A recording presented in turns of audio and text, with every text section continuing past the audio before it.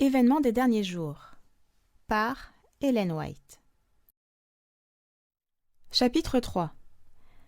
Dis-nous quand cela arrivera-t-il? Les disciples posent des questions au Christ à propos de son retour. 80. Les paroles du Christ, Matthieu 24, verset 2, avaient été prononcées devant un grand nombre de personnes, mais lorsqu'ils le trouvèrent seul, Pierre, Jean, Jacques et André vinrent auprès de lui tandis qu'il était assis sur le mont des Oliviers. « Dis-nous, lui demandèrent-ils, quand cela arrivera-t-il et quel sera le signe de ton avènement et de la fin du monde ?» 81. Jésus ne répondit pas à ses disciples en faisant la distinction entre la destruction de Jérusalem et le grand jour de son retour. Il mêla la description de ces deux événements. S'il avait révélé à ses disciples les événements à venir, tels qu'il pouvait les contempler lui-même, il n'aurait pu en supporter l'annonce. Par pitié pour eux, il mêla la description des deux grandes crises, laissant aux disciples le soin d'en discerner la signification par eux-mêmes. Le moment du retour du Christ n'est pas connu. 82. Nombre de personnes qui se disent adventistes ont tenté de fixer des dates. On a cessé de supputer de nouvelles dates de la venue du Christ, mais sans succès. La connaissance du moment précis du retour de notre Seigneur est déclarée hors de la portée des mortels. Même les anges, qui exercent un ministère en faveur de ceux qui doivent hériter du salut, ne connaissent ni le jour ni l'heure. Pour ce qui est du jour et de l'heure, personne ne le sait, ni les anges des cieux, ni le Fils, mais le Père seul. Matthieu 24, verset 36. 83. Nous ne pouvons connaître le moment précis ni de l'effusion du Saint-Esprit, ni du retour du Christ. Pourquoi Dieu ne nous a-t-il pas donné cette connaissance? Parce que nous n'en ferions pas bon usage. Il en résulterait une situation qui retarderait grandement l'œuvre de Dieu dans la préparation de son peuple pour qu'il puisse subsister au jour qui vient bientôt. Nous ne devons pas vivre dans l'excitation que provoque le fait de fixer toujours des dates. 84. Vous ne sauriez dire s'il viendra dans 1, 2 ou 5 années, et vous ne pouvez pas non plus repousser sa venue en affirmant qu'il reste encore 10 ou 20 ans avant cet événement. 85. Nous approchons du grand jour de Dieu. Les signes s'accomplissent. Et cependant, nous ne recevons aucun message qui nous indique le jour et l'heure de l'apparition du Christ. Le Seigneur, dans sa sagesse, nous a caché ce point afin que nous soyons toujours dans une attitude d'attente et de préparation en vue de la seconde venue de notre Seigneur Jésus-Christ sur les nuées des cieux. 86. Le moment exact de la seconde venue du Fils de l'homme est le mystère de Dieu. Notre message ne consiste pas à fixer des dates. 87. Nous ne prétendons pas définir exactement le temps qui doit encore s'écouler avant le retour de Jésus, qui aura lieu avec puissance et une grande gloire. Certains ont fixé un moment, puis, lorsque celui-ci s'est écoulé, leurs esprits présomptueux n'ont pas accepté le démenti, et ils se sont acharnés de nouveau à fixer d'autres dates et encore d'autres dates. Mais ces échecs répétés les ont signalés comme étant de faux prophètes. 88. Dieu ne donne à aucun homme l'information selon laquelle il devrait s'écouler 5, 10 ou même 20 ans avant la fin de l'histoire de cette terre. Il ne donnera jamais à aucun être vivant un prétexte pour retarder sa préparation à son apparition. Il ne confie à personne la mission de dire comme le serviteur infidèle « Le maître tarde à venir », car cette attitude conduit à négliger imprudemment les occasions et les privilèges qui nous sont accordés en vue de ce grand jour. Fixer des dates conduit à l'incrédulité. 89. C'est parce que des dates ont été sans cesse fixées et sont passées en vain que le monde s'est encore plus endurci dans un état d'incroyance en ce qui concerne le prochain retour du Christ. On regarde avec dédain les échecs de ceux qui fixent les dates, et les hommes ont été si déçus qu'ils se détournent de la vérité de la parole de Dieu, selon laquelle la fin de toute chose est imminente. 90. J'estime que frère Daniels a d'une certaine façon fixé une date en affirmant que le Seigneur reviendra dans les 5 prochaines années. Mais j'espère que nous ne donnerons pas à l'extérieur l'impression que nous sommes des chrétiens acharnés à fixer des dates. Évitons de telles attitudes. Elles ne font pas de bien. Ne cherchons pas à obtenir un réveil sur une telle base. Usons de prudence en chaque parole afin que les fanatiques n'aient aucune occasion de créer une excitation malsaine qui blesse l'Esprit de Dieu. 91. Nous ne voulons pas exciter les passions pour créer une émotion quand les sentiments sont sollicités sans le contrôle de la raison. J'estime que nous devons nous garder de tous côtés, car Satan est à l'œuvre et fait tout son possible pour nous tromper et nous séduire par des artifices capables de faire un tort considérable. Méfions-nous de tout ce qui provoque une excitation malsaine, car une réaction ne tardera pas à se faire sentir. 92. Des mouvements faux et fanatiques se manifesteront toujours de personnes de l'Église qui se déclareront conduites par Dieu.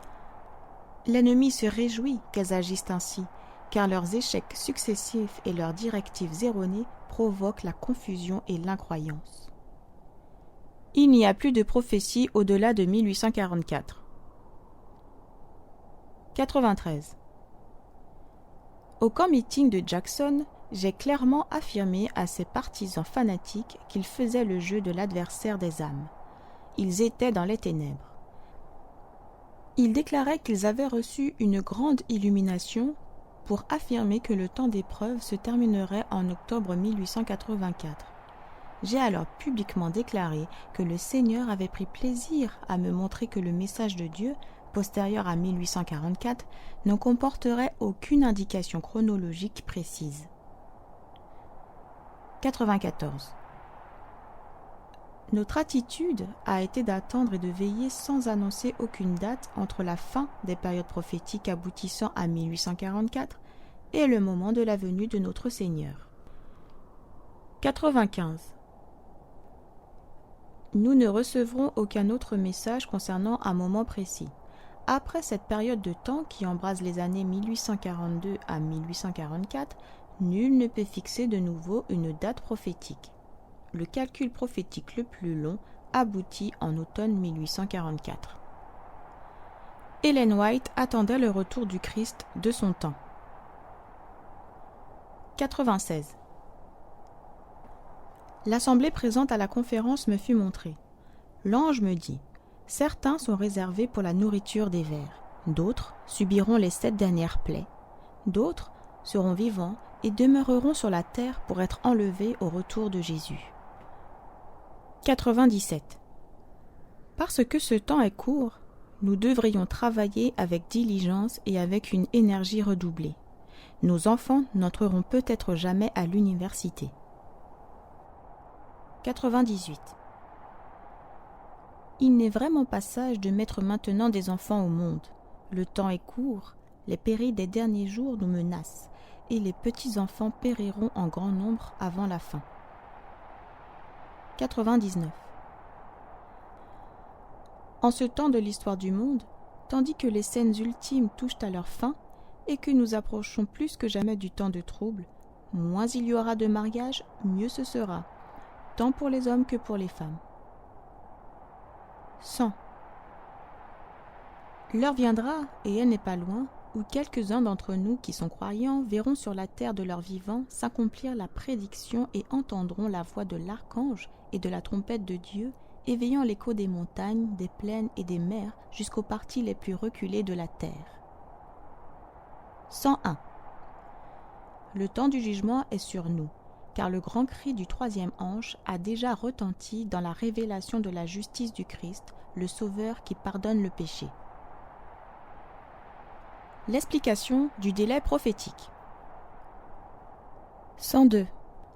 La longue nuit triste est éprouvante, mais le matin est retardé par la miséricorde divine, car, si le Maître revenait déjà, nombreux seraient ceux qu'il verrait non préparés.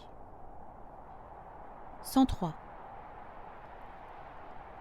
Si les adventistes, après la grande déception de 1844, s'étaient fermement accrochés à leur foi, et s'ils avaient avancé ensemble sur le chemin ouvert par la providence divine, acceptant le message du troisième ange, et s'ils l'avaient proclamé au monde avec la puissance du Saint-Esprit, ils auraient vu le salut de Dieu.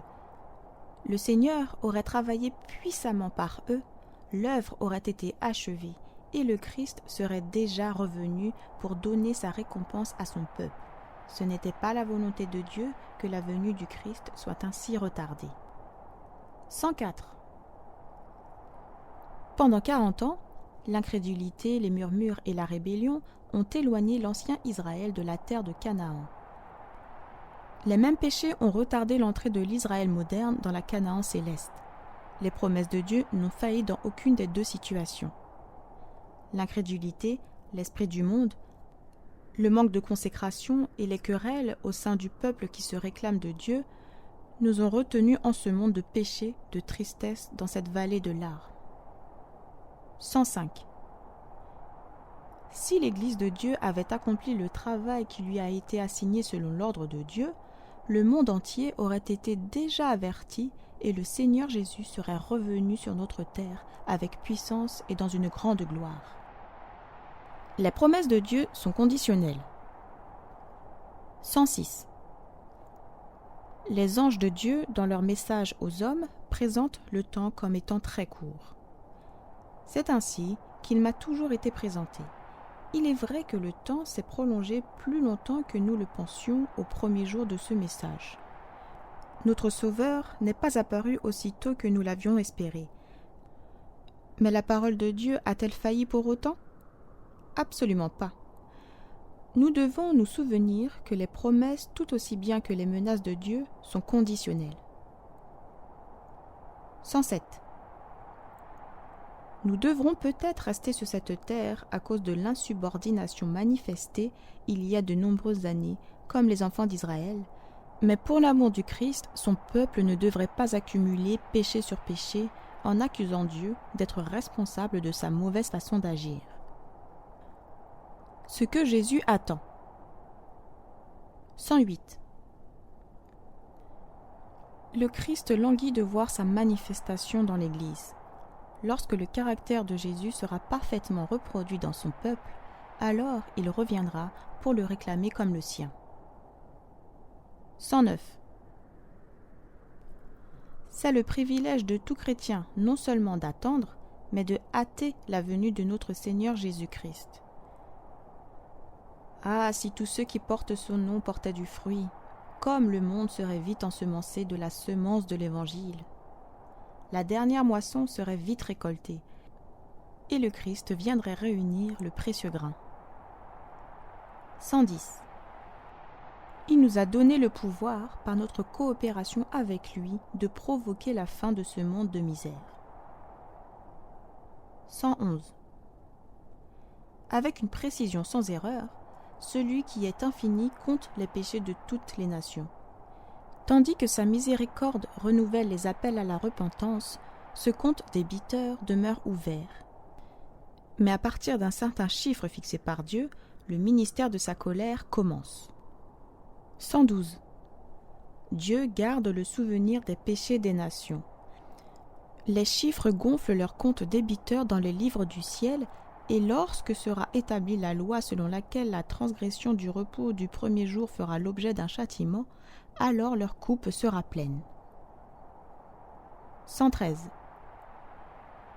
Dieu enregistre les péchés des nations. Quand viendra le temps où l'iniquité aura dépassé les bornes de la miséricorde divine fixée d'avance, la patience de Dieu s'épuisera. Lorsque la somme des péchés enregistrés dans les livres du ciel touchera à son comble, alors la colère de Dieu se déchaînera. 114. Bien que la patience de Dieu supporte longtemps le transgresseur, il y a une limite que l'homme pécheur ne saurait dépasser. Lorsque cette limite ultime est atteinte, alors les offres de la grâce sont retirées, et c'est le ministère de la justice qui commence. 115. Le temps vient où, dans leur fausseté, et leur insolence, les hommes atteindront un degré de méchanceté que le Seigneur ne leur permettra pas de dépasser. Et ils apprendront que la patience de Jéhovah a des limites. 116. Il est une limite au-delà de laquelle les jugements de Jéhovah ne peuvent être retardés.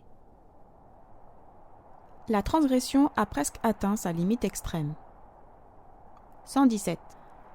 Le temps durera encore un peu, jusqu'à ce que les habitants de la terre aient rempli la coupe d'iniquité. Et c'est alors que la colère de Dieu, si longtemps retardée, s'éveillera, et ce pays boira la coupe sans mélange de sa colère. 118.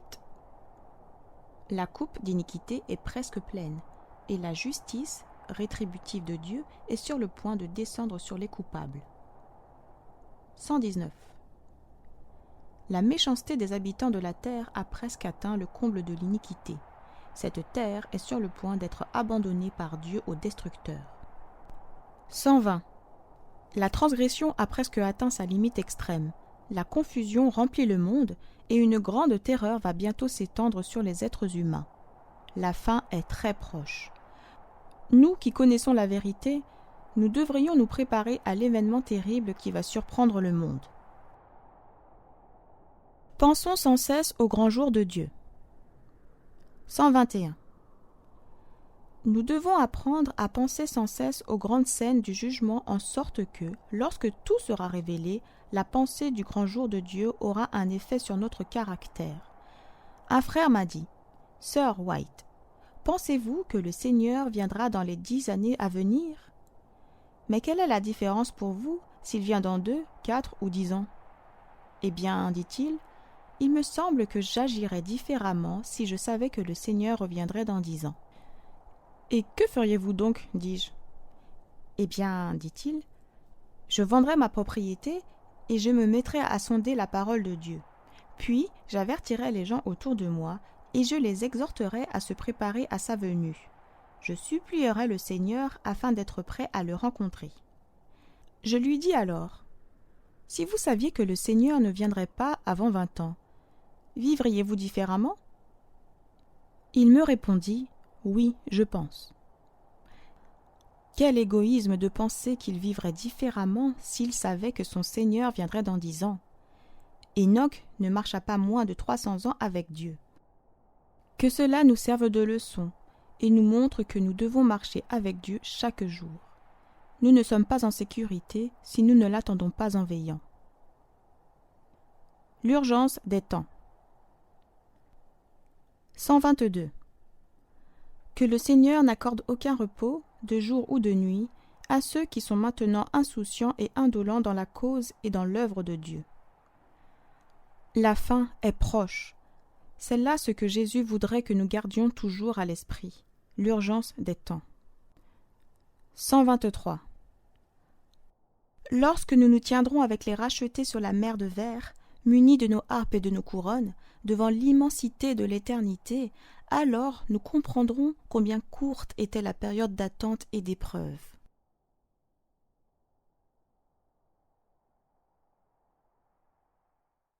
Retrouvez plus de lectures des ouvrages de l'Esprit de prophétie sur lerest.org.